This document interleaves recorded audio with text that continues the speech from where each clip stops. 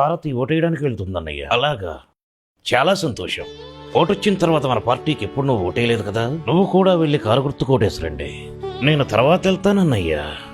అదేంట్రా, అమ్మాయిని ఒంటరిగా ఎలా పంపిస్తావు? ఇక్కడ పనులు ఎప్పుడు ఉండేవిగా. ఇద్దరు వెళ్ళరండి. అది కాదన్నయ్యా, తనకి కారుకే ఓటేసే ఉద్దేశం ఉంటే ఓటేసి రావచ్చు, కానీ తను బీజేపీకి మాత్రమే ఓటేస్తారంటుంది. రాజా, అర్థం లేకుండా ఏమిట్రా మాటలు? సరైన కార్యకర్తలు కూడా లేరు, అలాంటి పార్టీలకు ఓటేస్తానంటారా? ఈ రాష్ట్రమంతటికీ మంచి చెడు చూసేది కేసీఆరేరా. ఈ విషయం తెలుసు కాబట్టి ప్రతిసారి కేసీఆర్ని గెలిపిస్తున్నారు. మీకు అనుమానం ఉంటే గత ఎన్నికల్లో మెజారిటీ చెక్ చేసుకోవాలి, కానీ ఓటు వృధా చేయకూడదు. ఒక్క విషయం గుర్తుపెట్టుకోరా, కారు గెలిస్తేనే మంచి జరుగుతుంది, ఆ పార్టీ వస్తేనే న్యాయం జరుగుతుంది. ఇంకే పార్టీకి వేసినా మళ్ళీ మొదటికి వస్తుంది. తన ఇంట్లో పెరిగిన పిల్ల కేసీఆర్ పథకాల గురించి తెలుసుండకపోవచ్చు. అలాంటప్పుడు తనకు వివరించి చెప్పాల్సిన బాధ్యత మనది. అర్థం చేసుకునే వాళ్ళకు చెప్పొచ్చన్నయ్యా, అర్థం చేసుకునే వాళ్ళకు ఏం చెప్పినా ప్రయోజనం ఉండదు.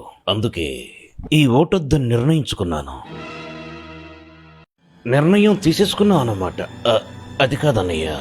రాజా, కేసీఆర్ అంటే ఏమిటో, అతని విలువేమిటో తెలిసినవాడు అయితే అంత తేలిగ్గా ఓటును వదులుకునేవాడివే కాదురా. మనకేదైనా జరిగితే తల్లి ఏడవటం, తల్లికి ఏమైనా జరిగితే మనం బాధపడటంలో ఆశ్చర్యం లేదురా. ఎందుకంటే ఒకే రక్తం పంచుకొని పుట్టాం కాబట్టి ఆ బంధం, ఆ బాధ ఉంటాయి. కానీ పార్టీని పెట్టి ఉద్యమాన్ని నడిపించి తెలంగాణ కోసమే రాత్రి పగలో కష్టపడి సర్వం మనకు అర్పించి సర్వస్వం మనమే అనుకుని మనకేమన్నా అయితే విలవిలలాడతాడు. అదేరా కేసీఆర్ అంటే.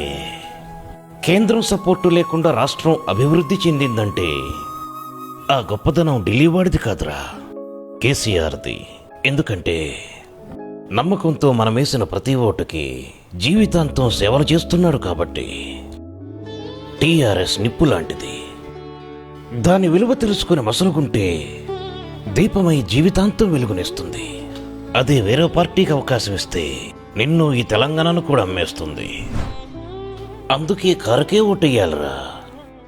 అలానే అన్నయ్య. Very good.